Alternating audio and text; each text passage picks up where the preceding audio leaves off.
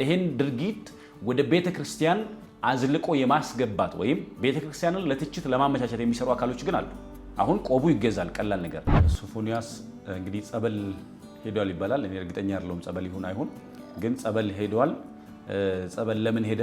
እንዴት ጸበል ይሄዳል? ካጠፋ የሚፈልገውን ነገር አድርጎ ሁሉም ሰው ሄዶ ቤተክርስቲያን ይደበቃል፣ ጸበል ቦታ ሄዶ ይደበቃል እና የሚሉ አሉባልታዎች አሉ። መስቀሉና ቆቡን ገዝቶ ቀሚሱን ለብሶ ወደ ገዳም የሚገቡ አካሎች አሉ። በዚህ በተጠረጠረበት ጉዳይ ሶፎንያስ በምን ያህል ተጸጽቶ ነው ወደዛ የሚሄደው? ሌሎች ምዕመናን ሳያበላሽም ወይ እሱ ሄዶ መቀላቀሉ ራሱ ይህን እርግጠኛ ሳንሆን እንዴት ነገሩ ትክክል ነው ማለት እንችላለን የሚል ሀሳብ ያነሳሉ። ዛሬም ቤተክርስቲያን ወጣት ታሞ በኃጢአት ታሞ በኃጢአት ወድቆ በኃጢአት ጎስቁሎ በዓለም ውስጥ ጎስቁሎ ሊሞት በመቃብር ሲሄድ ታለቅስለታለች። ኢትዮጵያ ውስጥ ያለውን የሞራል ልዕልና ጣሉ ማለት በቀላሉ በአፍሪካ ያለውን ነገር ለመቆጣጠር አፍሪካውያንን በሚፈልጉት መንገድ ለመምራት አይከብዳቸውም። ምክንያቱስ ከፍ ያለ የሞራል ልዕልና ያለን ከአፍሪካ እኛ ስለሆነ ኢትዮጵያዊ ማንነት፣ ኢትዮጵያዊ መገለጫ፣ ኢትዮጵያዊ መውደድ ዲፕ እንትን ያለው ኦርቶዶክሳውያን ዘንድ ነው። ባይዞ ኢትዮጵያን መምታት ብቻ አይደለም በአፍሪካ ያለውን ነገር መምታት የሚችሉበት ጉልበት የሚያገኙት የኢትዮጵያ ኦርቶዶክስ ተዋሕዶ ቤተክርስቲያን ስርዓት መምታት ከቻሉ። ከባህል አንጻር ከህገ መንግስት አንጻር ይሄ ነገር የተፈቀደ አይደለም ብለሃል። ግን ደግሞ ሰው የፈለገውን ነገር የማድረግ መብት አለው አይደለ? ታዲያ ያንን ሰው መገደብ አይሆንብን? እኛ ሀገር በነገራችን ላይ ታዋቂ ሰዎች ትከሻቸው ጠባብ ነው ማለት ትከሻቸው ትንሽ ብዙ አይችልም። የተወሰነ ሰው እንዳወቃቸው ሲያውቁ ብዙ ነገራቸው ይለዋወጣል። ከዛ የፍላጎት ገደባቸው መጠን ያጣል። በቀጥታ ባይዞ ሰው ግብረ ሰዶም ነኝ ሲል ምን እያለ ነው? የእግዚአብሔር ሐሳብ ተቃዋሚ ነኝ እያለ ነው። እግዚአብሔር ላይ ጦር የምወረውር ነኝ እያለ ነው። ግን በእኛ ሀገር ያሉ ብዙ አርቲስቶች ወይም ታዋቂ ሰዎች በሙሉ አይነት ወይም ሱስን በፓኬጅ ነው የሚቀበሉት። አሁን እኛ ዛሬ በብዙ የተቸ ነው በብዙ ልክ አይደለም ያልነው ሰው ነገ ምርጥ ዕቃ ሆኖ ሊመጣ ይችላል። ነገ የከበረ ሆኖ ሊመጣ ይችላል። አሳዳጁ ላሳደደው እውነት የሚሰደድ ሆኖ ሊመጣ ይችላል። በተቀደሰችው የኢትዮጵያ ምድር ላይ የቅዱሳን ሀገር ላይ የቅዱሳን ምድር ላይ ብዙ ቅዱሳን ባወጣች ሀገር ላይ እንዲህ ያለው ነውር ሊፈቀድም አይችልም። ሞራሊም በማህበረሰብም በህጋችንም ሊፈቀድ የሚችል አይደለም። ሀገር እንዲቀጥል ትውልድ እንዲቀጥል ኢትዮጵያ እንድትቀጥል ከተፈለገ ጠበቅ ያለ ህጎች ያስፈልጋሉ። ምንም ያለ ርህራሄ እርምጃዎች ሊወሰዱ ይገባሉ እንደዚህ አይነት ጉዳዮች ላይ ማለት ነው።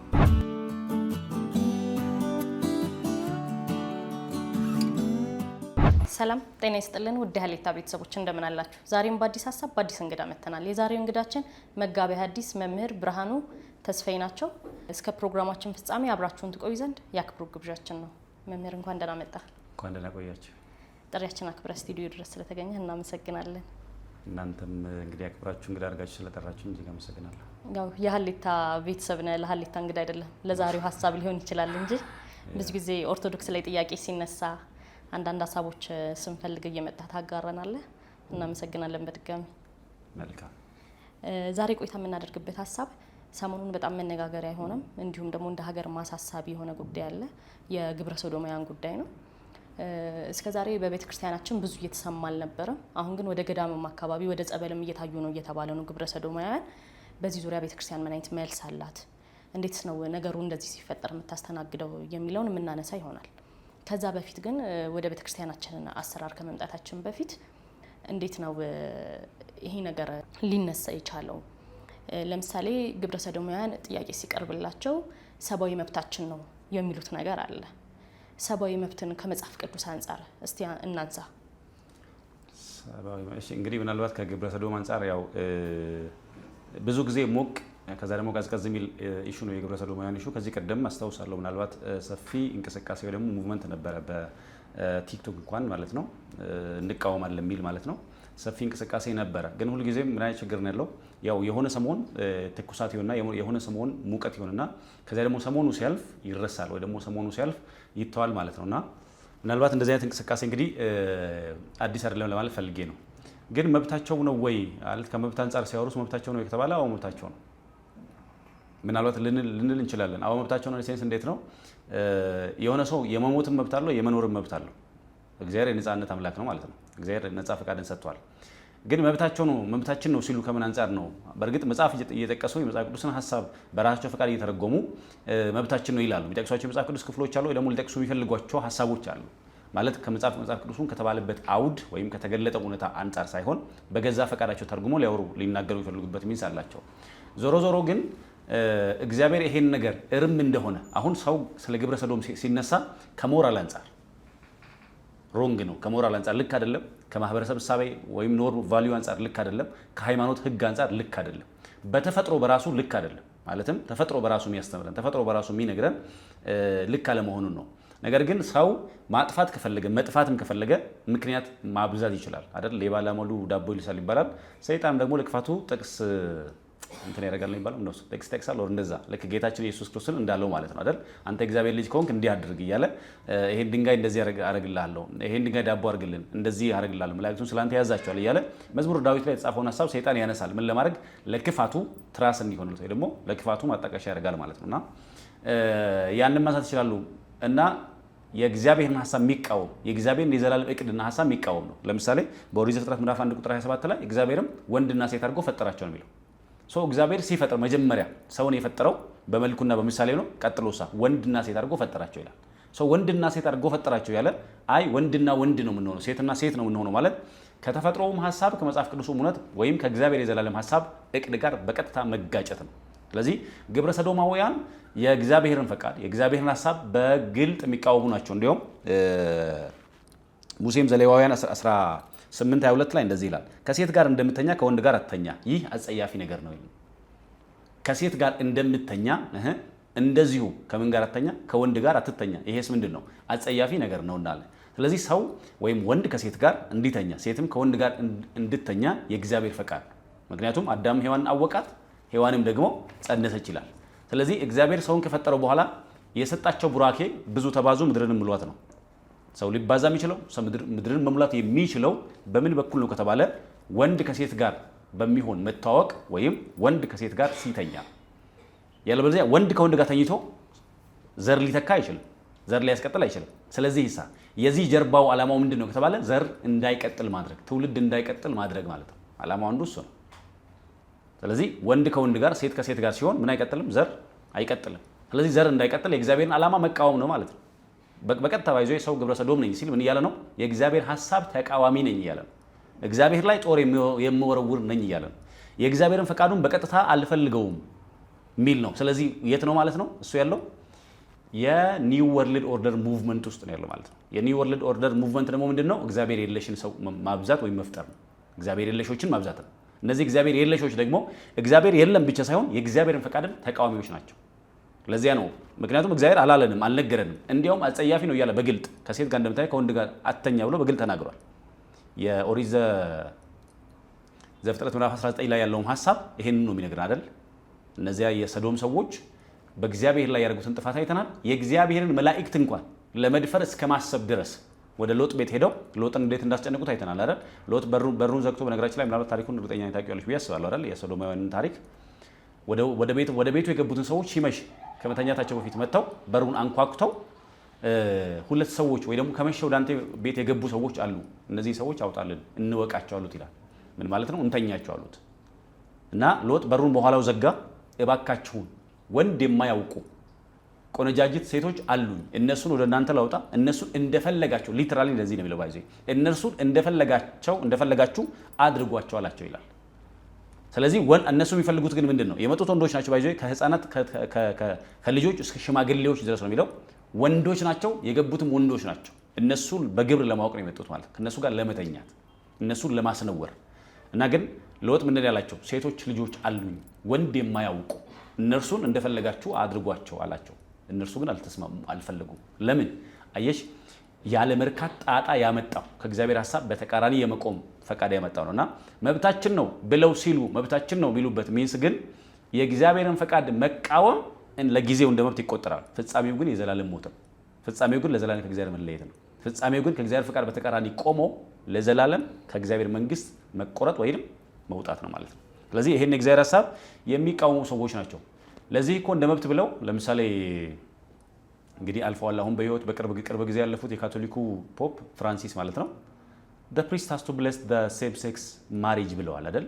ካህናት የተመሳሳይ ጾታ ጋብቻን መፍቀድ አለባቸው፣ ሆሞሴክሹዋሊቲ መባረክ አለባቸው ብለው ፈቅደዋል። ከዚያሳ በእነሱ ላይ የወጣው ህግ ራሱ አንጀስት ነው። ወይ ደግሞ ይሄ ተቀባይነት የለውም ልክ አይደለም ብለው ሲሉ ነበር። የእግዚአብሔር ሕግ ወይ አሚን ለምንሱ ይባለው ተጽዕኖ ማድረግ ነው እንደዚህ አይነት ብቻ የሚሉት የተናገሩት ቋንቋ ነበራቸው ፖፑ ማለት ነው።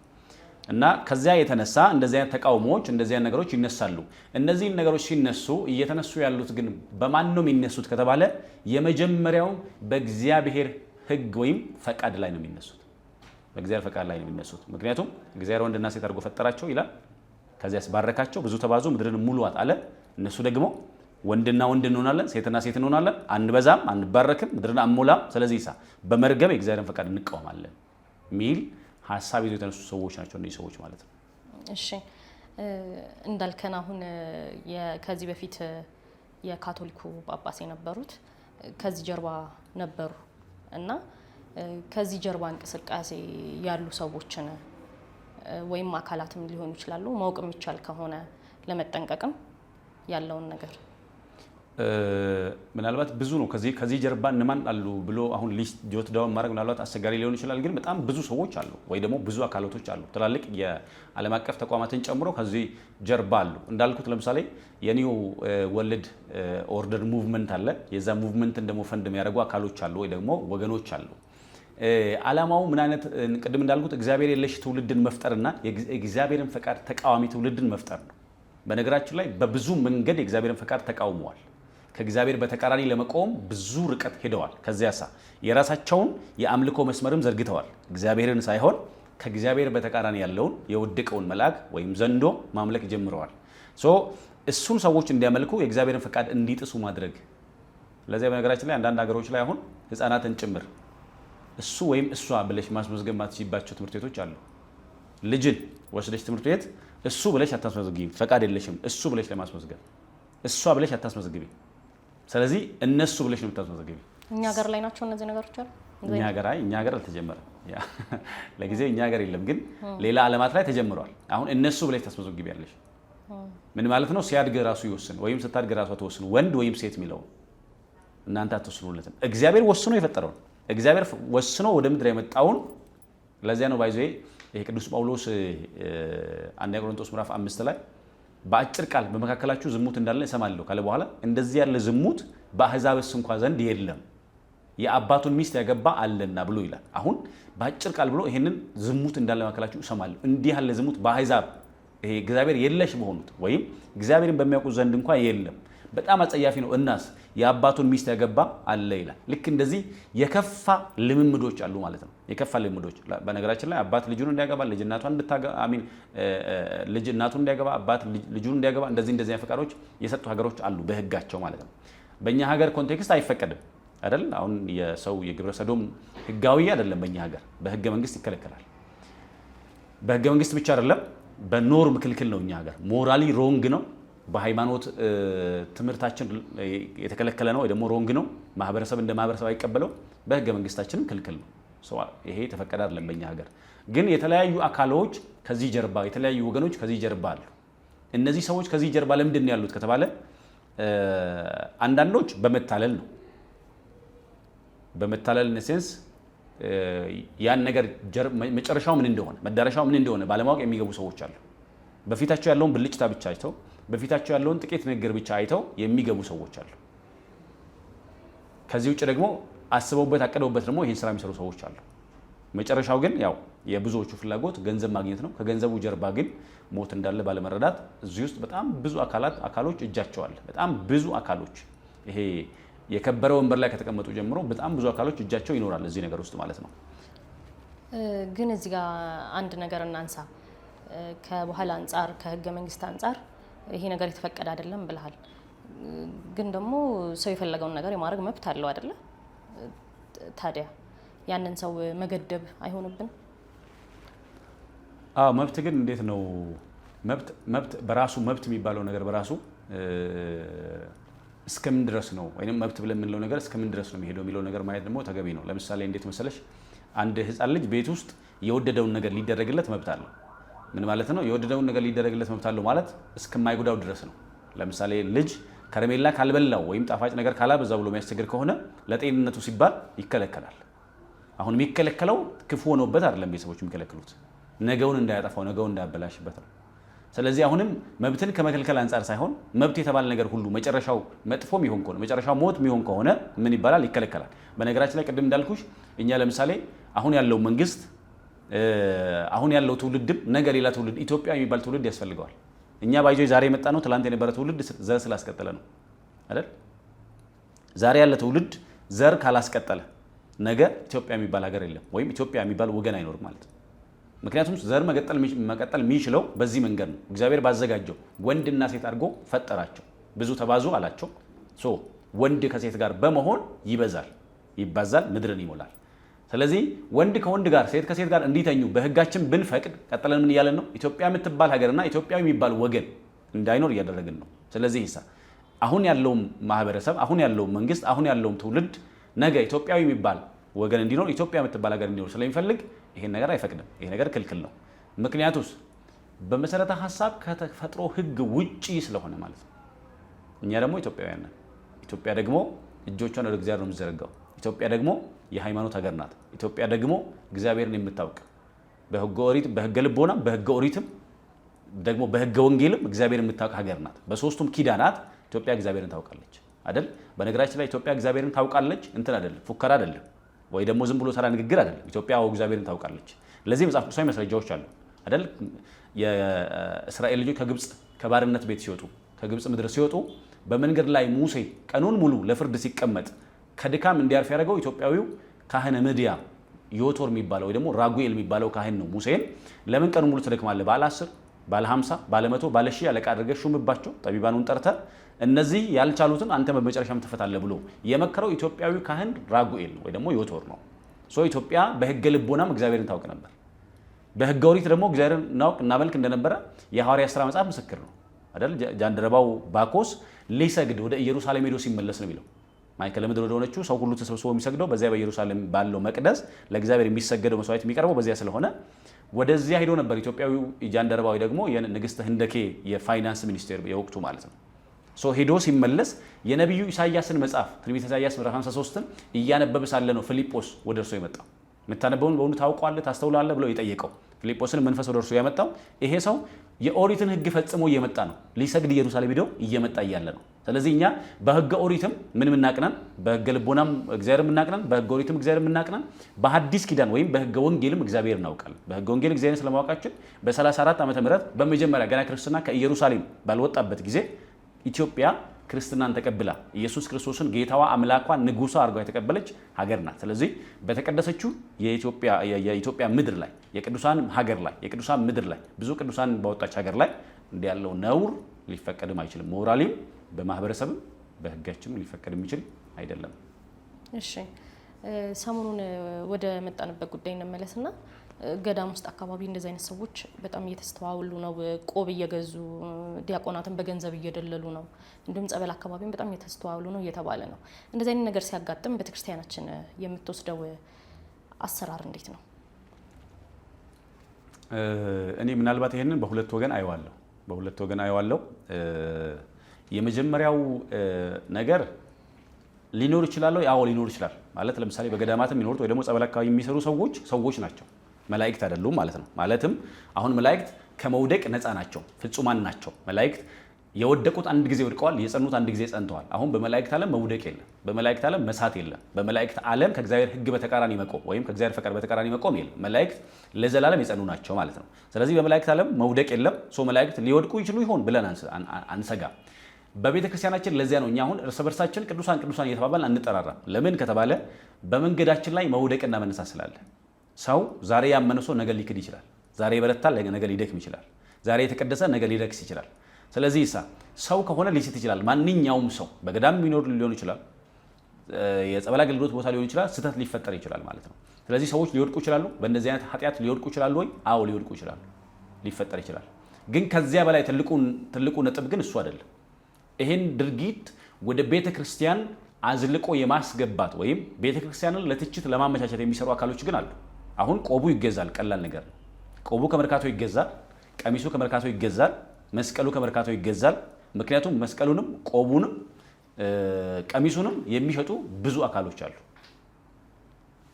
ስለዚህ መስቀሉንም ቆቡንም መግዛት ቀላል ከሆነ መስቀሉና ቆቡን ገዝቶ ቀሚሱን ለብሶ ወደ ገዳም የሚገቡ አካሎች አሉ። አንደኛ እራሳቸው እነዚህ ሰዎች ይገባሉ።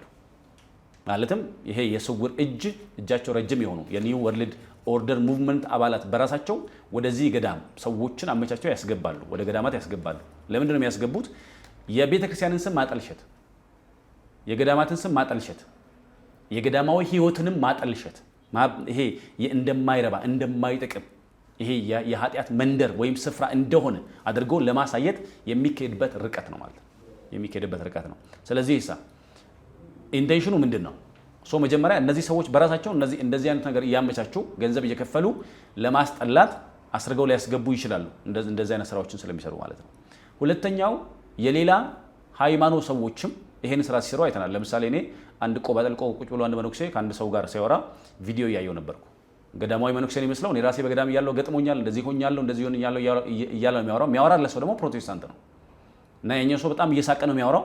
ሰው ልክ ገዳማት ሊትራሊ ተመሳሳይ ጾታ ማስፋፊያ እንደሆኑ ወይ ደግሞ የእንደዚህ አይነት ስራ ማስፋፊያ እንደሆኑ ለማሳየት ይኬዳል። አየሽ፣ የገዳማዊ ህይወትን ማጠልሸት ማለት ነው። በነገራችን ላይ የገዳማዊ ህይወት እኮ ወንድ ከሴት ጋር አልፈልግም፣ ሴትም ከወንድ ጋር ራሱ አልፈልግም ብለው የሚገቡበት ህይወት ነው። ያ ማለት ቅዱስ ጳውሎስ ያገባ ሚስቱን እንዴት ደስ እንዲያሰኝ ያስባል፣ ያገባችም እንዴት ባሏን ደስ እንድታሰኝ ታስባለች፣ ያላገባ ግን እንዴት እግዚአብሔርን ደስ እንዲያሰኝ ያስባል አለ። ስለዚህ ያላገቡ መነኮሳት ወደዛ ሲገቡ ምን እያሉ ነው? ለእኛ ህይወታችን ለእኛ የክርስቶስ ሙሽራ ነን። የክርስቶስ ሙሽራ ልክ ለምሳሌ እንደነ ቅድስት አርሴማን ነገስታት ንጉስ ላግባ ሲላት አይ እኔ የክርስቶስ ሙሽራ ነኝ እንዳለች ለክርስቶስ ሙሽራ የመሆን የመለየት ሁሉን ስለ እርሱ መናቅ ሁሉን ስለ እርሱ መተው ዕብራውያን 11 ላይ ተጽፎ እንዳለ። ስለዚህ ዓለምን መናቅ ነው ማለት ነው። ዓለምን መናቅ ሴንስ በዓለም ውስጥ ያለውን አሰራር ንቆ ለክርስቶስ ሙሽራ ሆኖ የመለየት ነው። ስለዚህ ለክርስቶስ ሙሽራ ሆነው የተለዩ ሰዎች መልሰው እንዴት ነው ክርስቶስ በእግዚአብሔር ሕግ የተፈቀደውን ራሱ አንፈልገውም ብለው ሁሉን የናቁ ስለ ክርስቶስ መልሰው እንዴት ነው እንደዚህ ያለ ነገር ውስጥ የሚገቡት? ከመጀመሪያውም ሐሳቡ ራሱ ልክ አይደለም ማለት ነው። ሐሳቡ ራሱ ልክ አይደለም። እነዚህ ሰዎች የገቡት የተሻለውን መርጠው የሚበልጠውን መርጠው፣ ቀጥሎ ደግሞ መብት አላቸው። ለምሳሌ ሲቀጥል እነዚህ ሰዎች የሚገቡት በሁለት መንገድ ነው። አንዱ ለክርስቶስ ሙሽራ ሆነው ስለ ክርስቶስ የመነኑ ዓለምን የናቁ ናቸው። ሌሎች ደግሞ ጃንደረቦች ናቸው። ከመጀመሪያው ጃንደረቦች ናቸው ማለት ከመጀመሪያውም ጃንደረባ ሆነው የተፈጠሩ ሰዎች ለዚህ ነገር ምቹ አይደሉም፣ ወይም ይሄ የዚህ ፈቃድ የላቸውም ሙሉ ለሙሉ እና የገዳማትን ስም ለማጠልሸት የቤተክርስቲያንን ስም ለማጠልሸት ነው።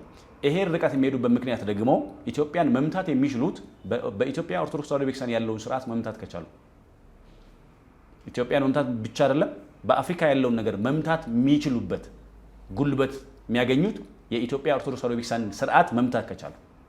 በነገራችን ላይ ሉክ በኢትዮጵያ ኦርቶዶክስ ተዋሕዶ ቤተክርስቲያን ስርዓት በአምልኮ ጊዜያችን እንኳን በወንጌል ትምህርት ጊዜ እንኳን ሴት ከሴት ጋር ሴቶች በአንድ ሳይድ ወንዶች በአንድ ሳይድ ነው የሚቀመጡት። ቤተክርስቲያን በአምልኮ ስርዓት ወንድና ከሴት ጋር ራሱ እንዲቀላቀል አይፈቀድም። ስርዓት ጸንቶ የተሰራባት ቤተክርስቲያን ናት። ስለዚህ ይህን ስርዓት መናድ፣ ይህን ስርዓት ማበላሸት ከቻሉ ቀጥሎ ኢትዮጵያ ውስጥ ያለውን ነገር ማበላሸት የሞራል ልዕልና መጣል አይከብዳቸውም። ኢትዮጵያ ውስጥ ያለውን የሞራል ልዕልና ጣሉ ማለት በቀላሉ በአፍሪካ ያለውን ነገር ለመቆጣጠር አፍሪካውያንን በሚፈልጉት መንገድ ለመምራት አይከብዳቸውም። ምክንያቱስ ከፍ ያለ የሞራል ልዕልና ያለን ከአፍሪካ እኛ ስለሆነ። ስለዚህ ያንን መምቻው መንገድ ደግሞ የኢትዮጵያ ኦርቶዶክስ ተዋሕዶ ቤተክርስቲያንን፣ ምክንያቱም ኢትዮጵያዊ ማንነት፣ ኢትዮጵያዊ መገለጫ፣ ኢትዮጵያዊ መውደድ ዲፕ እንትን ያለው ኦርቶዶክሳውያን ዘንድ ነው። ባይዞ በካልቸር በባህል ቢባል በአኗኗር ዘይቤ ቢባል በእያንዳንዱ በቋንቋችን እንኳን ቢሆን እግዚአብሔርን መውደድም በተመሳሳይ ሀገርንም የመውደድ ባህል ያለው በዚህ ስለሆነ ያንን ነገር ከማጥፋት አንጻር የሚመጣ እንጂ በእርግጥም በሚሉት ልክ ስለሆነ ወይም ደግሞ ስላለ አይደለም። ቢሆንም ግን እነሱ እዛ ውስጥ የሚገቡ ከሆነ ስም ማጠልሸት ብቻ ላይሆን ይችላል። ግን አላማቸው ምእመኑንስ ወደዛ ነገር አይስቡትም ወይ?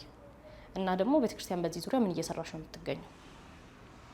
በገንዘብ የሚደልሉ ከሆኑ እንዳሉ ሰው ናቸውና ሌሎቹም የሚደለሉት ሊወድቁ ይችላሉ። እንደዛ ከሆነ ደግሞ እንዳልከኝ ቅድም ትውልድ እያጣን ነው የምንሄደው። ምን እየተሰራ ይገኛል? እኔ አሁን ለምሳሌ በዚህ ዙሪያ እንደ መዋቅር እየሰራን ነው ወይ? አሚንዳውት እርግጠኛ አይደለሁ። እንደ መዋቅር እየሰራን ነው የሚል እምነት የለኝም። ግን መሰራት አለበት ወይ? ያው መሰራት አለበት። ያሰጋል ወይ? ያው በደንብ ያሰጋል። ምክንያቱም እኛ እንኳን ስናድግ ለምሳሌ በሰንበት ቤት ውስጥ የሚያገለግሉ ወጣቶች ወይ ደግሞ ከህፃናት ክፍል ጀምሮ ማለት ነው በሰንበት ቤት ውስጥ የሚያገለግሉ ሰዎች ወንድ ከሴት ጋር እንዲሄድ አይፈቀድም። ለምሳሌ አሁን ሌላውን ነገር እኮ እንተውና ወንድ ከሴት ጋር እየሄደ ከተገኘ በሳምንቱ ቅጣት አለበት። ለምንድን ነው እንዴት ነው የሚል ምርመራ አለበት፣ ጥያቄ አለበት። ስለዚህ አገልግሎት ሲያልቅ ከቤተክርስቲያን ውጪ በየትኛውም ሁኔታ ወንድ ከሴት ጋር እንዲገናኝ ወይ ደግሞ እንዲገኝ አይፈቀድለትም። በነገራችን ላይ ሰንበት ትምህርት ቤቱ እስከ ቤተሰብ ድረስ ይሄዳል። በየቦታው ያለ የሰንበት አሰራር ነው። ስለዚህ ሙሉ አዋዋሉ አነዋወሩ ይታወቃል፣ ይታያል ማለት ነው። እና ያ ጥሩ ነበረ። ከዛ ግን አሁን ወደ ምን መጣ? ነገሮች እየቀለሉ እየተለቀቁ መጡ ማለት ነው። ስለዚህ አሁን ላይ ምን መሆን አለበት ከተባለ በሰንበት ትምህርት ቤት በወጣቶችም አሁን ከሰንበት ቤት ውጭ ያሉ ብዙ ወጣት አለ። ቤተክርስቲያን የሚመጣው በክብረ በዓል ብቻ የሆነ በጣም ብዙ ወጣት አለ። እሱ ላይ እንደ ቤተክርስቲያን መስራት አለበት፣ በጣም መስራት አለበት። በጣም ብዙ መስራት ይጠበቃል። ማለትም የስነ ጾታ ትምህርቶች፣ ስልጠናዎች በየአካባቢው ሊሰጡ ይገባል፣ በየአካባቢው ሊደረጉ ይገባል። ማለትም ይሄ በቀላሉ የምናልፈው ነገር ስላልሆነ ማለት ነው። ቤተክርስቲያን አሁን ነቅታ በዚህ ጉዳይ ላይ መስራት አለባት። ሌሎች በሚሄዱበት ሩጫ፣ ሌሎች በሚሄዱበት ሂደት ልኬት ቤተክርስቲያን መሄድ አለባት። ያለበለዚያ ግን ብዙ ዋጋ ያስከፍለናል። ምክንያቱም የቤተክርስቲያንን አገልግሎት ለማስቀጠል ነገ ቤተክርስቲያን የሚረከብ ትውልድ ለማስቀጠል የሚረከብ ትውልድ ለመፍጠር ዛሬ ላይ መስራት የግዴታ ነው። ስለዚህ በስነ ዜጋ በስነ ጾታ ትምህርቶች ውስጥ ስልጠናዎች ለእያንዳንዱ ወጣት መስጠት አለበት፣ በየደብሩ በየአካባቢው ማለት ነው። አሁን የሰንበት ቤት ወጣት ብቻ ሳይሆን የትኛውም ክርስቲያናዊ የሆነ ወይም ኦርቶዶክሳዊ የሆነ ወጣት ይሄን ማወቅ አለበት፣ ይሄ ሊሰጠው ይገባል ማለት ነው። አሁን ወጣቱን ለጥምቀት ብቻ እንዲመጣ ለሆነ ጊዜ ብቻ መጥቶ ምንጣፍ አንጥፎ እንዲሄድ የሆነ ጊዜ ብቻ መጥቶ ክብረ በዓል ላይ ከበሮ መጥቶ እንዲሄድ ሳይሆን የዕለት ዕለት አክሽኑ ወይ ደግሞ አነዋወሩ ሊታይ ሊጠና ይገባል። እዚያ ላይ ስልጠናዎች በየአካባቢው በደንብ ነቅተን ከቀደመው ይልቅ ማለት ነው። ምክንያቱም ጠላታችን ዲያብሎስ በዙሪያችን የሚበላውን አጥቶ እንደሚያገሳ አንበሳ በዙሪያችን ያገሳል። ሊበላን አንበሳ ካለ ከዚያ የምናመልጥበትን ከዚያ ትውልድ የምናተርፍበትን መንገድ መፍጠር ደግሞ የግድ ያስፈልጋል። ያንን በቤተክርስቲያን ሊሰራ ይገባል፣ በደንብ ሊሰራ ይገባል። በሚፈለገው ልክ የተሰራ ነው ወይ? እኔ በዚያ ጉዳይ ብዙ እምነት የለኝም፣ ብዙ መተማመንም የለኝም። ግን እንቅስቃሴዎች አሉ፣ ስራዎች አሉ። እንደ ተቋም ወይም እንደ መዋቅር ግን ቤተክርስቲያን በቤተ ክህነት ደረጃ በደንብ ሊሰራበት ይገባል የሚል እምነት አለኝ። እሱ ካልተሰራ ነገ ላይ ዋጋ ስለሚያስከፍለን። እሺ፣ ሰሞኑን በዚህ ጉዳይ ተያይዞ ሁላችንም እንደሰማነው የታዋቂው ጋዜጠኛ የሶፎንያስ ስም እየተነሳ ነው። በዚህ ጉዳይ ተጠርጥሮ ነው ያለው። ሲጠየቅ ወደ ጸበል ይጃለው ነው የሚለው። በዚህ ዙሪያ ደግሞ አንዳንድ ኦርቶዶክሳውያን ቅሬታ እያሰሙ ይገኛሉ። ጸበል መሸሸጊያ አይደለም ይላሉ። ግን ደግሞ ምንድነው ከምናምነውና ከተከተልነው አንጻር ሲደክመን ኃጢአት፣ ጸጸት ስሜት ሲሰማን የምንሻሽበት ወደ ጸበል እንሄዳለን። በጣም ብዙዎቻችን ወደ ገዳም እንሄዳለን እና ወደዛ መሄዱ ትክክል አይደለም ወይ? ሶፎንያስ እንግዲህ ጸበል ሄዷል ይባላል። እኔ እርግጠኛ አይደለሁም ጸበል ይሁን አይሁን፣ ግን ጸበል ሄዷል። ጸበል ለምን ሄደ? እንዴት ጸበል ይሄዳል? ካጠፋ የሚፈልገውን ነገር አድርጎ ሁሉም ሰው ሄዶ ቤተክርስቲያን ይደበቃል፣ ጸበል ቦታ ሄዶ ይደበቃል እና የሚሉ አሉባልታዎች አሉ። በነገራችን ላይ ቤተክርስቲያን አዎ መደበቂያ ናት፣ አዎ መደበቂያ ናት፣ ወይ ደግሞ አዎ መሸሻ ማምለጫ ናት። የመጨረሻው ጥግ ናት ቤተክርስቲያን። ምን ማለት መሰለሽ? በጣም ከበደልሽ፣ በጣም ከጠፋሽ ያጨበጨቡልሽ ሰዎች በጭብጨባው ወቅት ነው ያሉት። የደገፉ ሰዎች ድጋፍ ባለሽ ወቅት ነው ያሉት። በቆምሽበት ሰዓት ነው በዙሪያሽ ያሉት። ስትወድቂ የለው። አንዳንዴ እናትም ወይም አንዳንዴ የቅርብ ሰዎች ውይ እንዲህ አልነበረም አልመሰለኝም፣ እንዲህ አልመሰለችኝም ብለው ይጠፋሉ። ቤተክርስቲያን እንትን የላትም። ይሄ አይደለም ሮጠንባት ወደ እርሷ ሮጠን ከእርሷም ሮጠን እያመለጥናት ቤተክርስቲያን ከኋላችን የምትሄድ ናት። መተርጉማን ይላሉ መሰለሽ በዚህ በመጽሐፍ ቅዱስ ላይ ጌታችን ኢየሱስ ክርስቶስ በመዋዕለ ሥጋዌ ወይም በምድር ላይ የዞረ በሚያስተምርበት ጊዜ አንዲት እናት ልጇ ሞቶባት ሊቀብሩት ይሄዳሉ። በአልጋ ተሸክመው ሰዎች ወደ ቀብር ስፍራ ሲሄዱ እናት ከኋላ እየሄደች ታለቅሳለች። ጌታችን ኢየሱስ ክርስቶስ መጥቶ ያንን ልጅ ያንን ወጣት ቀስቅሶታል፣ ከሞት ተነስቷል። ያቺ ከኋላ እየሄደች የምታለቅሰው ሴት፣ ያቺ ከኋላው እየሄደች ለቅሶ የምታሰማው ሴት ቤተክርስቲያን ናት ብለዋል። ልጇን ሊሞት ሊቀበር እየሄደ በአልጋ ላይ ሞቶ ኦልሬዲ ሊቀበር እየሄደ ነው። እናት ግን ተስፋ አትቆርጥም። እናት ግን ፍቅሯ አይቀንስም። እናት ግን ፍቅሯ እንደቀጠለ ነው። ስለዚህ እያለቀሰች ነው፣ ልጇ ሞቷል። ያቺ እናት የቤተክርስቲያን ምሳሌ ናት። ዛሬም ቤተክርስቲያን ወጣት ታሞ በኃጢአት ታሞ በኃጢአት ወድቆ በኃጢአት ጎስቁሎ በዓለም ውስጥ ጎስቁሎ ሊሞት በመቃብር ሲሄድ ታለቅስለታለች። ከኋላ እየሄደች ታለቅሳለች። በወንጌል በኩል በስብከት በኩል በካህናት ንስሐ በኩል ትጣራዋለች። ምን እንዲል እንዲነሳ እንዳይሞት ማለት ነው። ምክንያቱም መቃብር እንዳይወርድ ነው የቤተክርስቲያን የመጨረሻ ፍላጎቷ። ስለዚህ ይሄ ሰው አሁን ደከመው ወደ ቤተክርስቲያን መጣ። ልክ ነው እኮ በቃ ቤተክርስቲያን ሲደክመን እኮ መጠለያችን ጭምር ናት፣ ስንበረታ ብቻ ሳይሆን። የሉቃስ ወንጌል ምዕራፍ 15 ላይ አንድ ባለጸጋ 2 ልጆች ነበሩት። ታናሹ ልጅ የሚደርሰኝን አካፍለኝና ከአንተ ጋር መኖር ሰልችቶኛል ልሂድ ይለዋል። አሁን መብት ነው። በቃ አካፍለኝ፣ የሚደርሰኝን አካፍለኝና ልሂድ ይላል። ያለውን ነገር አካፍሎት አባትየው ይሸኘዋል። ወጥቶ ይሄዳል። ወደ ሌላ ሀገር ወደ ሩቅ ሀገርም ሄደ ይላል። በዚያም ብሩን በትኖ ጨረሰ ይላል። እንግዲህ በእኛ ቋንቋ ከገለጽ ነው ሲጨፍርበት፣ ምናልባትም ሲዳራበት፣ ሌላም ነገር ሲያደርግበት ብሩን ሲበትነው ጨረሰ። ብሩ አለቀበት። በዚያም ሀገር ረሃብ ሆነ። ስለዚህ ከረሃብ የተነሳ አሳማ መጠበቅ ወይም እሪያ ማሰማራት ጀመረ እና እሪያዎቹ የሚበሉትን ሊበላ ይመኝ ነበረ ይላል። ግን ማንም የሚሰጠው አላገኘም። አሳማ የሚበላው አሁን ምን ያህል እንግዲህ ክፋቱ በጣም ቢጸናበት በጣም ቢደክመው እንጂ አሁን አሳማ የሚበላውን የእሪያውን መንጋ ለመብላት መኖውን የእነሱን ምግብ ለመብላት መመኘት በጣም ከባድ ነው። ያንን ሊበላ ተመኘ። ከዚያ ወደ ልቡም ተመለሰ ይላል። ሰው ባይዞ የሆነ ጊዜ ወደ ልቡ ይመለሳል። ለምን ወደ ልብ ተመለስክ አይባልም። እንዴት ወደ ልብ ተመለስክ አይባልም። እንኳን እግዚአብሔር ወደ ልብ መለሰ ነው የሚባለው። ያም ሰው ወደ ልቡ ተመለሰ። ከዚያም ምን ብሎ አሰበ? ወደ አባቴ ቤት ብሄድ አለ። በአባቴ ቤት ብዙ አገልጋዮች አሉ፣ ብዙ ሰራተኞች አሉ። እነዚህ ብዙ አገልጋዮች የሚበሉት በልተው የሚተርፋቸው ብዙ ነው። ወደ አባቴ ልሂድ አለ። አሃ እንዴት? ስትጨፍር ቆይተ፣ ስትዘሙት ቆይተ፣ ስትዳራ ቆይተ፣ ሌላም ስታደርግ ቆይተ እዚያ ሁሉ ነገር ውስጥ ኖረ። አሁን ወደ አባቴ ቤት አይከብድም? ያውም ደግሞ ተካፍለ ወጥተ ርስቴ የሚደርሰኝን ነገር ስጠኝ ብለ ወጥተ እንዴት አይባልም። ተመለሰ ወደ ልቡ፣ ወደ አባቱም ጋር ሄደ። የሚገርመው ነገር በጣም ነው ይሄ መጽሐፍ ቅዱስ ክፍል በጣም ነው ደስ የሚለኝና አባቱም ከሩቅ ሲመጣ አየው ይላል። ከሩቅ ሲመጣ አየው ምን ማለት መሰለሽ? አባትየው ልጁ ተካፍሎ ከሄደበት ቀን ጀምሮ ወደ ቤቱ አልተመለሰም፣ ወደ ቤት ገብቶ አልተቀመጠም። ባይዘ ቤት ውስጥ ያለ ሰው ከሩቅ የሚመጣ ሰው አያይም። ውጭ ያለ ሰው ነው ከሩቅ የሚመጣ ሰው ነው። ያው አባቱ ውጭ ቆሞ እየጠበቀ ነው። ልጄ ይመጣል አይመጣም፣ ይመለሳል አይመለስም፣ ይሞታል ወይስ በህይወት ይመጣል የሚለውን አባት ውጭ ቆሞ እየጠበቀ ነው። ቤተክርስቲያን ውጭ ቆማ ነው የምትጠብቀው። ልጄ ይመጣል አይመጣም፣ በህይወት ይመለሳል ወይስ ይሞታል የሚለውን። ምክንያቱም የቤተክርስቲያን ዓላማ የእግዚአብሔር የመጨረሻ ዓላማ እኛ መንግስቱን እንድንወርስ ነው። የሰይጣን የመጨረሻ ዓላማ ደግሞ ሞተን ለዘላለም ከእግዚአብሔር መለየት ነው። በነገራችን ላይ ሰይጣን የመጨረሻ ታርጌቱ እኛ በሞት እግዚአብሔር መለየታችን ነው። በሞት ማለት በመንፈሳዊ ሞት።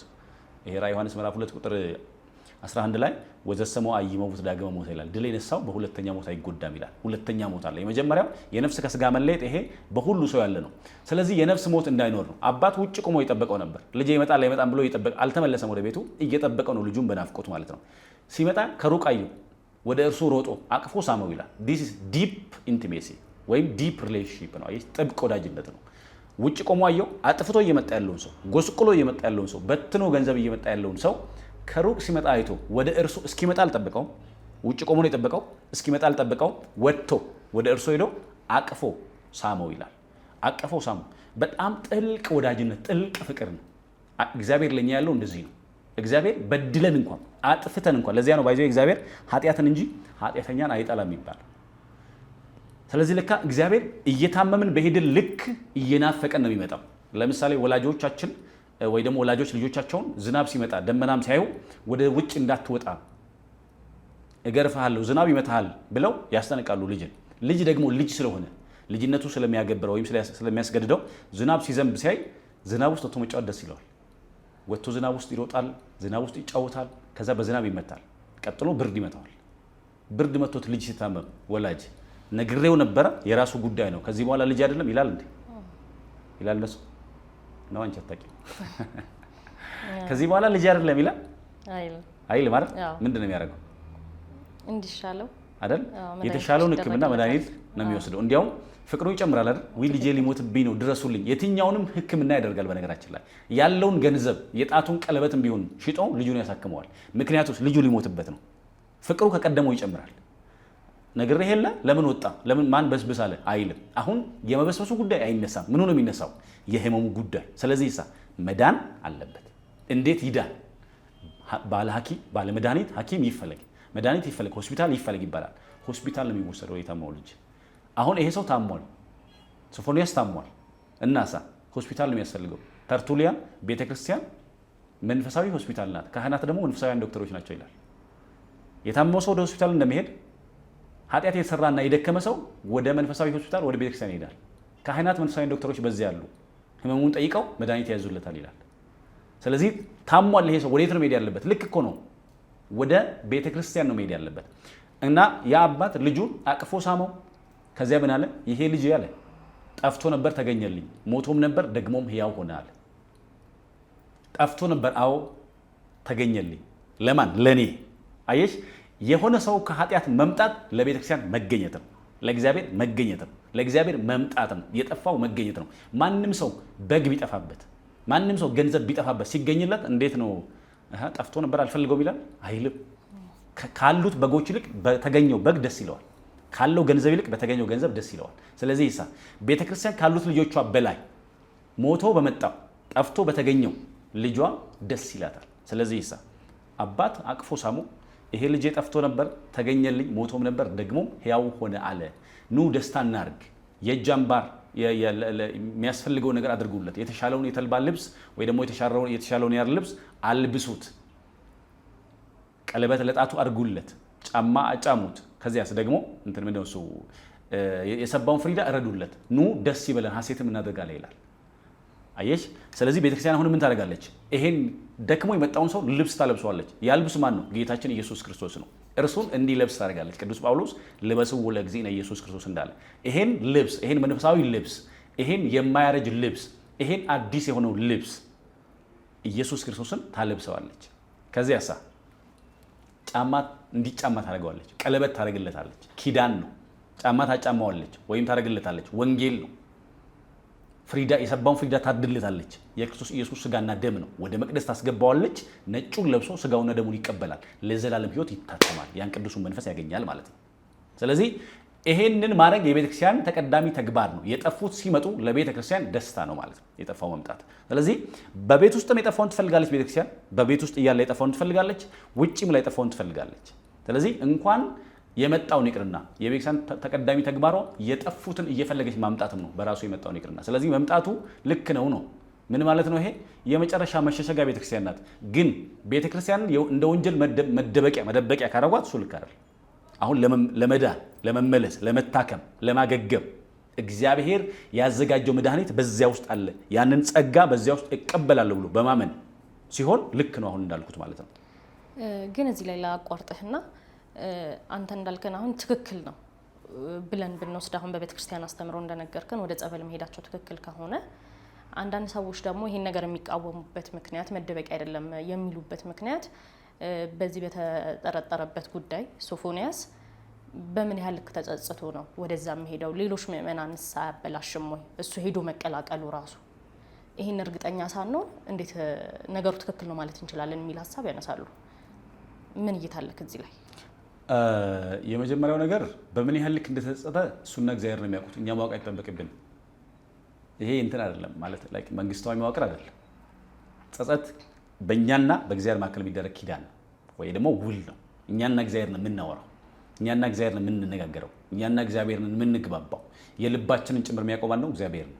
ሰዎች አልተመለሰም እያሉ በነገራችን ላይ ጳውሎስ በደማስቆ መንገድ የሐዋርያት ሥራ ምዕራፍ 9 ስናነብ በደማስቆ መንገድ ጌታችን ኢየሱስ ነው ያገኘው። ከዚያ ግን ሐናንያ የሚባለውን ደቀ መዝሙር ሂድ አገኘው፣ ሳውል የሚባል ሰው አለ፣ ጳውሎስ የሚባል ሰው አለ፣ ምርጥ ዕቃ ያደርገዋለሁ ሲለው እንዴ እሱ ክርስቲያኖችን እንዴት ሲያሳድድ በኢየሩሳሌም ክርስቲያኖችን እንዴት ሲያሳድድ እንደነበር አታውቅም አለ። አሁን ክርስቶስ ጳውሎስን ሊያደርገው ያለውን ነገር ያውቃል። ሐናንያ ግን በቀደመ ታሪኩ ይቃወመዋል። እኛ አሁን በቀደመ ታሪክ እንቃወማለን፣ እግዚአብሔር ደግሞ የነገን ያያል። አሁን እኛ ዛሬ በብዙ የተቸ ነው በብዙ ልክ አይደለም ያልነው ሰው ነገ ምርጥ ዕቃ ሆኖ ሊመጣ ይችላል። ነገ የከበረ ሆኖ ሊመጣ ይችላል። አሳዳጁ ላሳደደ እውነት የሚሰደድ ሆኖ ሊመጣ ይችላል። እሱን እኛ እናውቅም በመካከላችን ያለውን። ግን ምን አይነት አሰራር አለ? ሲሄድ ዝም ብሎ ጸበል ከመግባቱ በፊት በንስሐ አባት በኩል ቁጥጥር ያስፈልገዋል። ጸበል ቦታ ላይ ሰዎች ሲገቡ እንትን ይደረጋል ማለት የሚቀበላቸው አካል አለ፣ ቁጥጥር የሚያደርግባቸው አካል አለ። ቁጥጥር ሊደረግበት ይገባል። አዎ ማለት ሊታይ ይገባዋል። አዎ ምክንያቱም የተሰወረ ነገር ሊኖር ስለማይገባ ይሄ ንስሐውን ነው በስውር ሊያደርግ የሚገባው። ከእግዚአብሔር ጋር ሊናገር የሚገባው መመለሱን እሱን ከእግዚአብሔር ጋር ይነጋገራል። ነገር ግን ሌሎች እንቅስቃሴዎቹ በቤተ ክርስቲያን ወይ ደግሞ የጸበል ስፍራውን በሚቆጣጠሩ አካላት ቁጥጥር ውስጥ መሆን አለበት። ማለት መውጣት መግባቱ መታየት ማረፉን መታየት ይኖርበታል። ያ ካልሆነ ግን እንደተባለውም ስጋታቸው ልክ ይሆናል። ማለትም ዝም ብሎ ሄዶ ደግሞ እዚያ ቦታ ላይ ሌላ ነገር ለማራባት ከሆነ ሌላ ነገር ለማብዛት ከሆነ ሌላ ነገር ለመፍጠር ከሆነ አሁን እሱ ሌላ ችግር ነው፣ ለቤተ ክርስቲያን ጦስ ነው ይዞ ይመጣ ማለት ነው። ግን ዝም ብሎ እና መጣ ተብሎ የሆነ ቦታ ማስገባት ሳይሆን ለዚያ ነገር ኃላፊነት የሚወስደው ያንን ሰው ለጊዜው የሚከታተል ሰው ያንን ሰው የሚያይ ሰው የሚቆጣጠር ሰው እሱ ብቻ አይደለም። በመሰረቱ የሚመክርም ሰው ያስፈልጋል፣ የሚያስተምርም ሰው ያስፈልጋል፣ የሚያጽናናም ሰው ያስፈልጋል። ዝም ብሎ መቶ ጸበል እየገቡ መውጣት ሳይሆን ስሪት ያስፈልገዋል ማለት ነው። ያን ሰው ወንጌል የሚያስይዘው ሰው ያስፈልጋል። ማለትም የቤተክርስቲያን ትምህርት የሚያስይዘው ሰው ያስፈልጋል። ቀጥሎም ደግሞ ከንስሐ በኋላ በነገራችን ላይ ጸበል ለስጋዊ ፈውስ ነው አይደል? ጸበል የስጋዊ ፈውስ ነው። የነፍሳችን ፈውስ ደግሞ ቤተክርስቲያን ትሰጣለች። የነፍሳችን ፈውስ ደግሞ የክርስቶስ ኢየሱስ ስጋና ደም ነው። ስለዚህ ይህን ሰው ስጋዊ ፈውስ ብቻ ወይ ደግሞ ጸበል ብቻ ተጸብሎ ተጠምቆ የሚወጣ መሆን ሳይሆን ያለበት በንስሐ አባቱ በኩል ንስሐውን ሲጨርስ ቅዱስ ስጋውና ክቡር ደሙን ወደ መቀበል ወደ ቤተክርስቲያን ገብቶ ያንን የዘላለም ሕይወት የሚሰጥ ለነፍስ መዳን የሚሆነውን መቀበል ደግሞ ይኖርበታል። ስለዚህ ይሄ አሰራር አለ። ይሄን አሰራር ካልጠበቁ በእርግጥም ችግር ሊፈጠር ችግር ሊኖር ይችላል ማለት በእውነት ካልተመለሰ ማለት ነው። ስለዚህ በጥንቃቄ ጉዳዩ ታይቶ ጸበል መቀመጡ ትክክል ነው በሚለው መውሰድ እንችላለን። ኦፍ ኮርስ አዎ። ምክንያቱም ሌላ መሸሸጊያ የለም። አሁን እኛ ምን አንልም መሰለሽ፣ ይሙት የሚል እምነት የለንም እኛ። ይወገር አትልም ቤተክርስቲያን። ማን ያውቃል? ጳውሎስ እንዳልኩት እኮ ደብዳቤ ተቀብሎ የሚያሳድድ ሰው ለሚያሳድደው ለዚያ እውነት ግን እሱ ራሱ የሚሰደድለት ሆነ። ብዙዎች ወንጀለኛ የነበሩ ገዳይ የነበሩ አሳሪ የነበሩ በነገራችን ላይ የሐዋርያት ሥራ ምዕራፍ 16 ላይ ጳውሎስና ሲላስን ደብድቦ ወደ ወህኒ ወደ ውስጠኛ ክፍል አስገብቶ ከግንድ ጋር ጠርቆ ያሰራቸው የወህኒ ቤት ጠባቂ መጨረሻ ላይ ጳውሎስን ጌቶቼ ሆይ እድን ዘንድ ምን ላድርግ ነው ያላቸው። ጳውሎስን በጌታ በኢየሱስ ክርስቶስ እመን አንተም ቤተሰቦችም ትድናለህ አሉት። አጠመቁት፣ ዳነ። ያ ሰው ክርስቲያን ሆኖ ነው። የእስር ቤት ጠባቂ የነበረው እኮ ሰው እኮ ታሳሪ ሊሆን ነው ማለት ነው። ስለዚህ እግዚአብሔር ታሪክ ስለሚለውጥ ነገር ስለሚገለብጥ መጨረሻቸውን ስለማናውቅ እድል እንሰጣለን፣ ለእግዚአብሔር እንፈቅዳለን ማለት ነው። ግን ምን ያስፈልጋል? ሁልጊዜም በነገሮች ላይ ክትትል ያስፈልጋል። ለዚያ ነው ቤተክርስቲያን እስከ ንስሐ አባት ድረስ ንስሐ አባት እያንዳንዱን እንቅስቃሴውን እንዲያይ እስከ ንስሐ አባት ድረስ እንትናላት። ሰው ዝም ብሎ እንደፈለገው እየገባ የሚወጣበት አይደለም ማለት ነው። እሺ፣ ጋዜጠኛውን ማንሳታችን ካልቀረ በጣም በሀገራችን ላይ የሚንጸባረቀው ታዋቂ ሰዎች ላይ ብዙ ጊዜ የአርት ሰዎች ላይ ይሄ ነገር ይታያል። እነሱ ላይ ይሄ ነገር ጎልቶ የሚወጣው ለምንድን ነው? የምናየውስ ምንድን ነው? እንግዲህ ታዋቂ ሰዎች እኛ ሀገር በነገራችን ላይ ታዋቂ ሰዎች ትከሻቸው ጠባብ ነው ማለት ትከሻቸው ትንሽ ብዙ አይችልም። የተወሰነ ሰው እንዳወቃቸው ሲያውቁ ብዙ ነገራቸው ይለዋወጣል። ከዛ የፍላጎት ገደባቸው መጠን ያጣል። ደግሞ ብዙ ሰው ሲያውቃቸው ወደ ብዙ ነገር ይጋብዛቸዋል። ስለዚህ ወደ ብዙ ነገር ይጋብዛቸዋል ሴንስ ወደ ሞትም ይጋብዛቸዋል ማለት ነው። ወይም ወደ አልተፈለገው ነገር ይጋብዛቸዋል። በነገራችን ላይ እነዚህ ለምሳሌ የግብረ ሰዶም ሙቭመንት ያለመጥገብ ጣጣዎች ናቸው፣ ወይም ያለመጥገብ ውጤቶች ናቸው፣ ያለመርካት ውጤቶች ናቸው። ይህንን እንዲያውም በዚህ በቅዱስ ጳውሎስ በሮሜ መልእክቱ ምዕራፍ 1 ቁጥር 26 ጀምሮ እንደዚህ ይላል። ሮሜ ምዕራፍ 1 ቁጥር 26 ላይ ስለዚህ እግዚአብሔር ለሚያስነውር ምኞት አሳልፎ ሰጣቸው ይላል። አስቀድሞ እግዚአብሔርን እንደ እግዚአብሔርነቱ መጠን ወይም እንደ እግዚአብሔርነቱ መጠን ሊቀበሉት ስላልወደዱ እግዚአብሔር የማይገባውን ያደርጉ ዘንድ ለማይረባ አእምሮ አሳልፎ ሰጣቸው ይላል። ስለዚህ እግዚአብሔር ለሚያስነውር ምኞት አሳልፎ ሰጣቸው፣ ሴቶቻቸውም ለባህሪያቸው የሚገባውን ስራ ለባህሪያቸው በማይገባ ለወጡ አለ። ሴቶች ለባህሪያቸው የሚገባውን ለባህሪያቸው በማይገባ ስራ ለወጡ ማለት ሴቶች ከወንዶች ጋር ሊገናኙ የሚገባውን ሴቶች ከሴቶች ጋር ማለት ነው። ስለዚህ ለባህሪያቸው በማይገባ ለወጡ። ወንድ ከወንድ ሴት ከሴት በነገራችን ላይ ለባህሪ የማይገባ ነው፣ ለባህሪያችን የማይስማማ ነው ማለት ነው። ቀጥሎ እንዲሁም ወንዶች ደግሞ ለባህሪያቸው የሚገባውን ሴቶችን መገናኘትን ትተዋል። ለባህሪያቸው የሚገባውን ማንን መገናኘት? ሴቶችን መገናኘት። ስለዚህ እንዲሁም ወንዶቻቸው ለባህሪያቸው የሚገባውን ሴቶችን መገናኘት ትተው እርስ በርሳቸው በፍትወታቸው ተቃጠሉ አለ። እርስ በርሳቸው ወንድ ከወንድ ጋር በፍትወት ወይም በስሜት ወደቁ። ለባህሪያቸው የሚገባው ወንድ ከሴት ጋር ነበር። ስለዚህ ሴቶችን መገናኘት ትተው እርስ በርሳቸው በስሜት ወይም በፍትወት ተቃጠሉ፣ ወደቁ። ወንዶችም በወንዶች ነውር አድርገው በስህተታቸው የሚገባውን ብድራት በራሳቸው ላይ ተቀበሉ። እግዚአብሔርን ለማወቅ ባልወደዱት መጠን እግዚአብሔር የማይገባውን ያደርጉ ዘንድ ለማይረባ አእምሮ አሳልፎ ሰጣቸው ይላል። ያለ መርካት ጣጣ። አሁን ወንዶች በምኞታቸው ሲሳቡ በምኞታቸው ሲሄዱ የማይገባውን የማይረባውን ያደርጉ ዘንድ ተላለፉ። ለምን? ለባህሪያቸው የሚስማማውን ከሴቶች ጋር መገናኘትን በመለወጡ ወንዶች ከወንዶች ጋር በፍትወት ተቃጠሉ ወይ ደግሞ ወደቁ ማለት ነው፣ በስሜት ወደቁ። ስለዚህ ያለ መርካት ጣጣ ያመጣው ነው።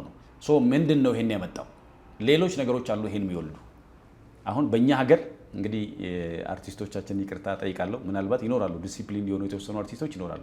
ግን በእኛ ሀገር ያሉ ብዙ አርቲስቶች ወይም ታዋቂ ሰዎች በሙሉ አይነት ወይም ሱስን በፓኬጅ ነው የሚቀበሉት። ሱስን በፓኬጅ ነው። ኢንሴንስ መጠጣት የእርድናው መገለጫ ነው። መስከር፣ ጫት መቃም፣ ሌሎች ሱሶችን እንደምንደሱ ይባሉ እነዚህ አደንዛዥ እጾችን፣ ሲሻዎችን፣ ሌሎችን ድራጎች ወይም እንዳለ አደንዛዥ እጾችን በሙሉ ወይም ለሱስ የሚዳረጉትን ሙሉ መቀበል ለአርቲስቶቻችን የእርድናቸው መገለጫ የአዋቂነታቸው ማሳያ ነው። የብዙዎቹ ማለት ነው። አሁን ይሄን የብዙዎቹ ስንል ምን እያልን ነው? መቶ በመቶ እያልን አይደለም። በመልካም ስነ ምግባር የታነጹ ለእግዚአብሔር ቅርብ የሆኑ ለቤተክርስቲያን ቅርብ የሆኑ ጥሩ በጎ አርቲስቶች አሉ። ብዙዎቹ ግን ለእንደዚህ አይነቱ ነገር ቅርብ ናቸው። ለምንድን ነው ይሄ የሚሆነው? ብዙዎች በሌላ ነገር አይደግፏቸውም። ሊያጠጧቸው ግን ይጋብዟቸዋል ወይ ደግሞ ይፈልጓቸዋል፣ ያጠጧቸዋል። ቀጥሎ ካጠጧቸው በኋላ ደግሞ ሌላ ነገር ያመጡባቸዋል።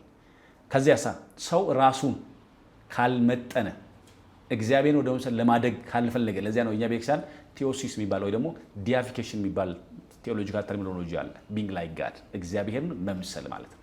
ስለዚህ ዕለት እግዚአብሔርን የመምሰል ህይወት ነው ክርስትና።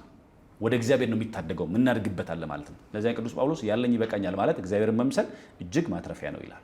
ስለዚህ እግዚአብሔርን የመምሰል ምን መሆን ትፈልጋለህ ሲባል ወደ እግዚአብሔር ማደግ። ማንን ወደ መምሰል? እግዚአብሔርን ወደ መምሰል ማደግ ማለት ነው። የሰጠኝን መልክ ጠብቆ ወደሱ ማደግ ማለት ነው። ስለዚህ ዕለት እግዚአብሔርን ወደ መምሰል ከማደግ ይልቅ ዕለት የኃጢአት ልምምዶች ውስጥ ያድጋሉ ማለት ነው። ያ ወደ ምን ይመጣል? ንስሐ መግባት የለም፣ ከካህናት ጋር መገናኘት የለም፣ ወደ ቤተክርስቲያን ወንጌል መስማት የለም፣ የቀን ስኬጁል የለም፣ የአምልኮ ጊዜ የላቸውም፣ ቢዚ ናቸው፣ የአምልኮ ሰዓት የላቸውም። ስለዚህ መንፈስ ቅዱስ ከነርሱ ይወሰዳል። መንፈስ ቅዱስ ከነርሱ ሲወሰድ የሚወቅሳቸው ቅዱሱ መንፈስ የለም።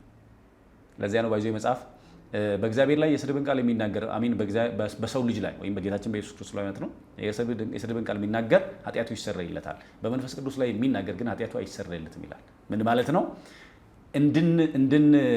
ንስሐ እንድንገባ እንድንናዘዝ የሚወቅሰን መንፈስ ቅዱስ ነው። በነገራችን ላይ በውስጣችን ለምን እንዲያረኩኝ፣ ለምን እንዲህ በደልኩኝ፣ ልክ አይደለም፣ አይ ንስሐማ መግባት አለብኝ፣ ወይኔ ምን ሆኜ ነው እንዲያረኩት ብለን ስንል ያንን እንድንል የሚያደርገን በነገራችን ላይ መንፈስ ቅዱስ ነው። ለዚያ ነው እኔ ብሄድ ይሻላችኋል አለ፣ አጽናኙ ይመጣል፣ እርሱም ሲመጣ ዓለምን ስለ ጽድቅና ስለ ፍርድ ስለ ኩነኔም ይወቅሳል አለ ጌታ። ስለዚህ በውስጣችን ሆኖ ዓለምን ማለት እኛን ነው፣ ነዋሪውን ነው። በውስጣችን ሆኖ የሚወቅሰን ስለ ፍርድ፣ ስለ ጽድቅ፣ ስለ ኩነኔም የሚወቅሰን የሚያስታውቀን መንፈስ ቅዱስ ነው። ስለዚህ መንፈስ ቅዱስ ከተለየን ደግሞ ኃጢአቱ ኃጢአት እንደሆነ አናውቅ፣ ነውሩ ነውር እንደሆነ አናውቅ፣ ጥፋቱ ጥፋት እንደሆነ አናውቅ። እነዚህም ሰዎች በየዕለት እንቅስቃሴያቸው የኃጢአት ልምምድ ከትንሹ ነው የሚጀምሩት። መርካት ደግሞ የለውም ኃጢአት፣ ጫፍ የለውም ኃጢአት። አስታውሳለሁ እኔ አንድ ሰው ምን አለኝ፣ የኃጢአት ጫፉን ማወቅ ፈልጋለሁ አለ። አሁን የኃጢአት ጫፉ ምንድን ነው? መጥፋት ነው እንግዲህ፣ ጫፉ መጥፋት ነው የሚሆነው። ካልጠፋ ሰውየው የኃጢአት ጫፍ የለውም። ስለዚህ እነዚህ ሰዎች ከሴት ጋር መጀመሪያ መገናኘትን እኮ ጨርሰው ነው፣ ወንዶችም ከወንድ ጋር መገናኘትን ጨርሰው እኮ ነው ቀጥሎ ወደዛ የሚያልፉት። ስለዚህ ይሄን የወለደው ያለ መርካት ጣጣና በተለያዩ የሱስ ልምምዶች ውስጥ ሲያልፉ እነዚያ ሱሶች የማያውቁትና የማይፈልጉት ማንነት ውስጥ ያስገቧቸዋል፣ ይከቷቸዋል። ከዚያ ሲነቁ ራሳቸውን ሌላ ቦታ ነው የሚያገኙት። ስለዚህ እኔ በዚህ አጋጣሚ ታዋቂም የሚሆን ሰው አርቲስትም የሚሆን ሰው እግዚአብሔር እንዳለ ባለመዘንጋት እንደ ማንኛውም ሰው ስራውን እየሰራ ግን ከእግዚአብሔር ጋር ያለው ግንኙነት የጸና ሊሆን ይገባዋል። ከእግዚአብሔር ጋር ያለው ህብረት የጸና ሊሆን ይገባዋል። ምክንያቱም እግዚአብሔር በታዋቂነታችን አያውቀንም። እግዚአብሔር የሚያውቀን በልጁ በኩል ነው። እግዚአብሔር የሚያውቀን በክርስቶስ በኩል ነው። ከእግዚአብሔር ጋር የታረቅነው በክርስቶስ ኢየሱስ ነው። ያለዚያ እግዚአብሔር አያውቅም። የእኛ ዝና እግዚአብሔር ፊት ምንም አይደለም። ምክንያቱም እግዚአብሔር ዓለምን ሊያድን በስብከት ሞኝነት ሊያምኑ አይደል? ዓለም በጥበባው እግዚአብሔርን ለማወቅ ስላልወደደች ይላል በስብከት ሞኝነት የሚያምኑትን ሊያድን የእግዚአብሔር በጎ ፈቃድ ሆኗል ነው የሚለው። ስለዚህ ቆሮንቶስ ምዕራፍ 1 ላይ ማለት ነው።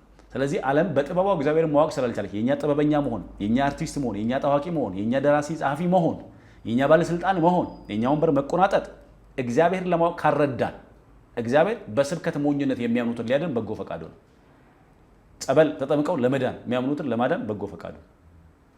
ኢየሱስ ክርስቶስ የዓለም መድኃኒት ነው ብሎ ሲነገር አምነው ለመዳን የወደዱትን ለማዳን በስብከት ሞኝነት ለማዳን የእግዚአብሔር በጎ ፈቃዱ ነው። ስለዚህ እነዚህ ሰዎች ጥበባቸው፣ እውቀታቸው ያላቸው ነገር ከእግዚአብሔር የሚያርቃቸው ከሆነ እሱን ጥሎ እግዚአብሔርን መያዝ ይሻላል። ያለ እግዚአብሔር ምንም ነገር ምንም ነው ወይም ባዶ ነው። ከእግዚአብሔር ጋር ሁሉ ነገር አለን። ለምን? ሁሉን ያለን እግዚአብሔርን ስላለን። ሐዋርያት ምን አሉ? አንዳች የሌለን ስንሆን ሁሉ የኛ ነው አለ ቆሮንቶስ 6 ላይ ቅዱስ ጳውሎስ። ድሆች ስንሆን ባለጸጎች ነን። አንዳች የሌለን ስንሆን ሁሉ የኛ ነው። እንዲያውም ብዙዎችን ባለጸጎች እናደርጋለናል። ያልታወቀ ስንሆን ነው የታወቅን። የምንሞት ስንመስል ነው ሕያዋን ነን። ከዚያስ በመልካም ወሬና በክፉ ወሬ ራሳችንን እናማጥናለናል። አንዳች የሌለን ሁሉ የኛ ነው ማለት ምን ማለት ነው? እግዚአብሔርን ያለው እርሱ ሁሉን አለው። እግዚአብሔርን ያለው ሁሉን ያተርፋል። እግዚአብሔርን ያጣ ግን ሁሉን ያጣል። ሁሉን ጨብጦ ሁሉን ያጣል። ስለዚህ ሰው ባለው ነገር ባለው ጥበብ ውስጥ ማንን ነው ማስቀደም ያለበት? እግዚአብሔርን ማስቀደም፣ እግዚአብሔርን ነው ማየት ያለበት ማለት ነው። እነሱ እግዚአብሔርን መርሳታቸውና ታዋቂ ነን ብለው በሰዎች የአድናቆት ጫጫታ ወይም ጋጋታ ውስጥ መሆናቸው እግዚአብሔርን እንዲረሱት እኔ ቢችሉ የኛ ሀገር አርቲስቶችም ወይ ታዋቂ ሰዎችም በየትኛው ሁኔታ ውስጥ ያሉ ሰዎች ባለስልጣናትም ቢሆኑ ባለሀብቶችም ቢሆኑ የኒቆዲሞስን ልብ ቢኖራቸው ደስ ይለኛል። በቀን መጥተው ማምለክ ቢከብዳቸው በሌሊት ወደ ጌታ ቢሄዱ፣ በቀን ዝናቸው ቢያስጨንቃቸው፣ በቀን ስልጣናቸው ቢያስጨንቃቸው፣ በገንዘብ ባለሀብት መሆናቸው ቢያስጨንቃቸው ወይም ቢከብድባቸው በሌሊት እንደ ኒቆዲሞስ ወደ ጌታ እየሄዱ ቁጭ እያሉ ቢማሩ፣ በሌሊት ወደ ቤተ መቅደስ እየሄዱ ቢቆርቡ፣ በሌሊት ወደ ጌታ እየሄዱ እንደ ኒቆዲሞስ እግዚአብሔርን ደጅ መጥናት ከእግዚአብሔር ጋር መነጋገር ቢችሉ እላለሁ ማለት ነው። እሺ፣ አሁን ያው አገራችን ላይ ያለውን ነገር በዚህ ዙሪያ የታወቀ ነው የተሄደበት ያለው ፍጥነትና ነገሩ በዚሁ ከቀጠለ ወደ ምን ሊያደርሰን ይችላል? እንዲሁም ደግሞ መፍትሄስ የምትላቸው ሀሳቦች ካሉክ? ያው እንግዲህ በዚህ ከቀጠልን መጨረሻው ትንሽ ያስፈራል። መጨረሻው ከበድ የሚል ይመስላል ማለት ከበድ የሚል ሳይሆን ይከብዳል።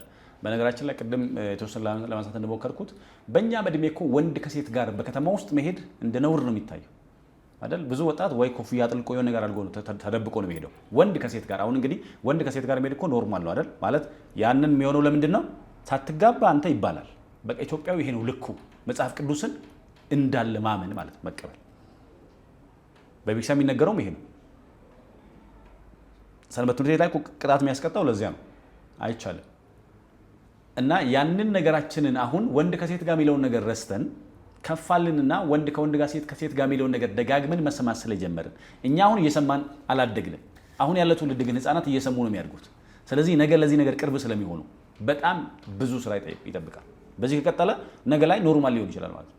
ነገ ላይ ልክ ወንድ ከሴት ጋር እንደሚሆነው ወንድ ከወንድ ጋር ኖርማል ሊሆን ይችላል ማለት ነው። ያ እንዳይሆን ግን ዛሬ ቤት ስራ ያስፈልጋል። እሱ ሊመጣ እንደሚችል እንጠረጥራለን፣ እንሰጋለን። ወይ ደግሞ ከምናየው ነገር ተነስተን ማለት ነው አይደል?